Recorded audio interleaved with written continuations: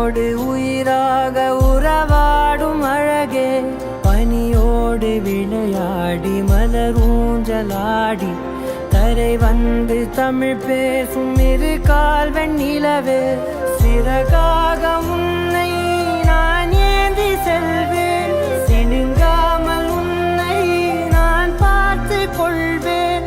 ஒரு கோடி இன்பங்கள் உன்னை பார்த்த நொடியில், நான் வாழும் நாள் மட்டும் நீ எந்த மடியில். உன்னை ஈன்ற பொழுதிங்கு கடவுள் தன் முகம் பார்த்த பொழுது உன் பாதம் தொழுது.